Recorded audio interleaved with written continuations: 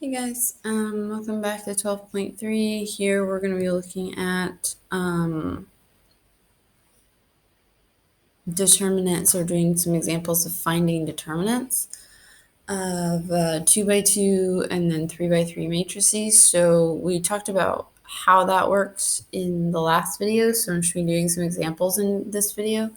So the determinant, again, I'm going to multiply this diagonal and then I'm going to subtract this diagonal, so multiplying the diagonals and subtracting. So I have 5 times negative 1 is 5. 5 times 1 is 5. So 5 minus 5 is 0. And again, if I get 0, that means that this matrix does not have an inverse. This matrix does not have an inverse. So in other words, there is no matrix that I could multiply by this that would give me the identity. All right, so let's do this example. So I'm going to have 3 times 4, which is 12, minus 4 times 0, which is 4. 12 minus 4 is 8. So that's my determinant. This is the determinant of this matrix, and it does have an inverse, right? Because I found a determinant. Okay. Those are the easy ones. Let's do the 3x3. So in the 3x3 case, again, we're going to rewrite the first two columns. So the first column was 1, 3, 5. And then we have -2, 5, -4. So we're rewriting the first the first two columns, and then we're going to multiply and add these 3 columns and then subtract, not columns, diagonals, and then subtract these 3 diagonals. So let's go ahead and do that. So we have 1 times 5 times -3 is -15. It's okay that it's negative, we're still adding, right? It just turned out to be negative. And then in this diagonal, we have -2 times 0 times 5, so that's just going to be 0. So plus 0. And then in this diagonal, we have 3 times 3 times -4. So 9 times -4 is -36. So minus 36. But remember, it just happened to be negative. We're still adding. We just happened to get a negative one. So it's looks like we're subtracting, but we just ended up with a negative value. All right, let's do this diagonal.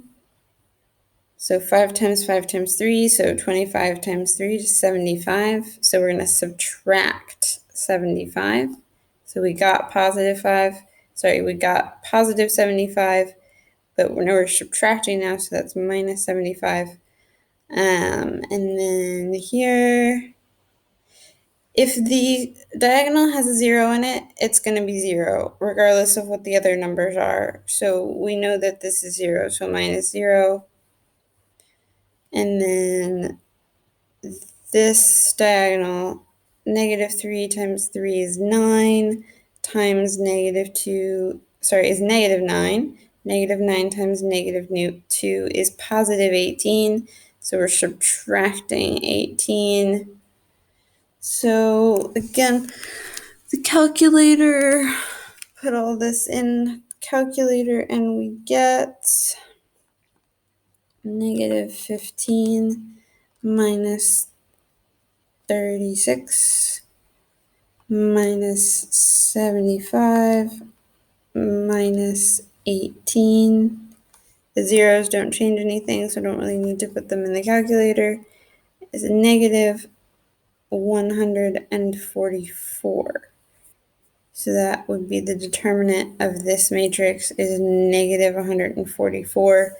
So this would, in fact, have an inverse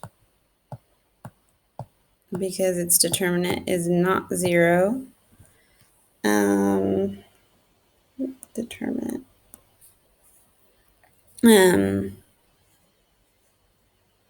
Yeah, okay. So let's do the other example. So again, we're going to rewrite the first two columns. So I have -2, -4, -5, -4, -3, -3. And then I'm going to multiply this first diagonal, -5 times -3 times 1. So -5 times -3 is +15. And then this diagonal, so -3 times 1 times -2 is +6, so +6. And then -5 times -4 times -4 is +20 times -4 is -80. So that's our positive direction. And then, I'm sorry, all that was the negative direction. What is wrong with me? Oops. Yeah, I'm sorry if that was completely confusing. I just did the negative direction. Why did I do that? That was weird. Okay, well, these are what we would get in the negative direction. So I'm just going to change the signs on all of these so we don't lose our work by just erasing everything. I'm just going to change the signs, but I have no idea why I did that. That is so weird. Okay, anyway, this is the positive direction. So let's do these. So -2 times -3 is +6 times -5 is -30. So I'm going to write that over here, -30. And then my next diagonal is -4 times 1 times -5. So that's going to be +20.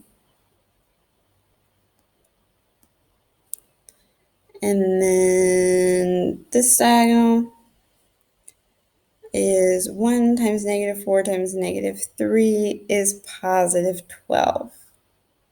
+12. So sorry for any confusion me starting in the wrong direction caused, because that was weird. Yeah, I don't know what my brain just did there, but now we can just add these all up. So if we do that,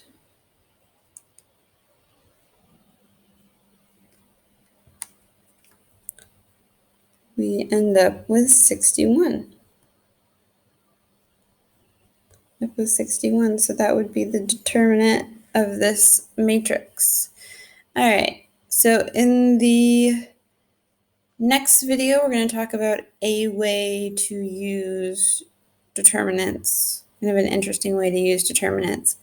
And I will see you then. Let me know if you have any questions.